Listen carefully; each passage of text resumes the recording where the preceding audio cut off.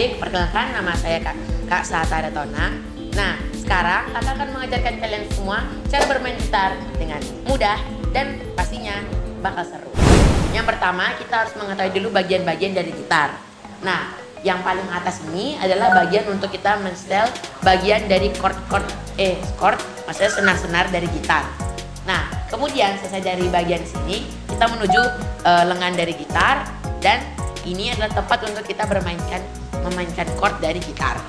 Nah, di sini adalah badan gitar, dan bagian lingkaran ini adalah tempat untuk bisa menghasilkan suara dari senar gitar.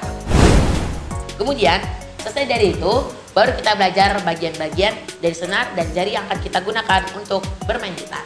Nah, selesai kita mengetahui bagian dasar dari gitar, baru kita bisa masuk ke bagian chord.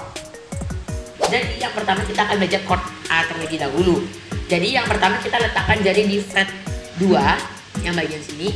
Jari 1 berada di senar 4 dan jari kedua berada di fret 2 tetap di senar 3, dan yang terakhir masih di fret yang sama di senar 2. Jadi adik-adik harus bisa mencet dengan kuat agar bisa berbunyi. Jadi suaranya bisa seperti ini. Selesai dari itu, baru kita lanjut ke chord D yang merupakan lanjutan dari chord A, yang chord D ini memiliki sedikit beberapa tantangan lagi, yaitu jari kita berada di fret 2 dan fret 3. Jadi kita membutuhkan 3 jari dalam memainkan chord D.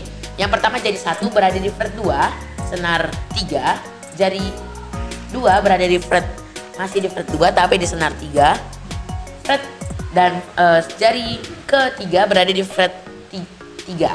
Nah, kemudian ini membentuk segitiga yang kita pencet. Mungkin di bagian sini lumayan menyakitkan karena adik-adik belum terlalu terbiasa untuk bermain gitar. Kemudian kita genjreng. Nah, di chord D ini memiliki suara yang jauh lebih nyaring karena posisinya berada di bagian bawah yang memiliki senar yang lebih tipis, jadi bisa memberikan suara yang lebih nyaring. Jadi untuk belajar chord E, kita mulai dari jari yang 2 dan 3. Pertama tetap di fret 2, bagian atas di senar 4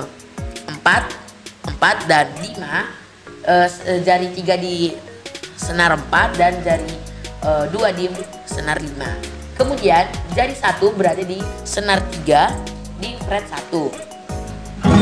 Nah, bunyi dari senar E ini seperti ini. Dari belajar 3 chord ini, barulah kita belajar untuk berpindah chord dari chord A, D, dan E. Nah, gunanya untuk berpindah itu untuk melatih kita untuk terbiasa bagaimana posisinya chord A, chord D, dan chord E, sehingga mempermudah kita dalam belajar lagu nantinya.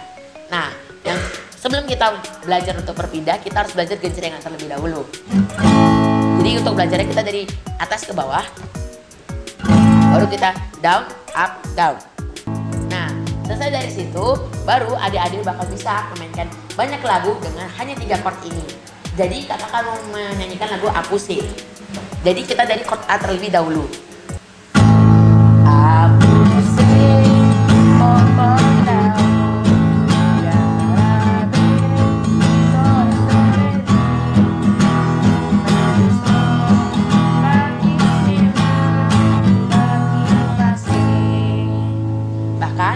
Lagu Hapus yang ini kita hanya memerlukan 2 chord, yaitu chord A dan E.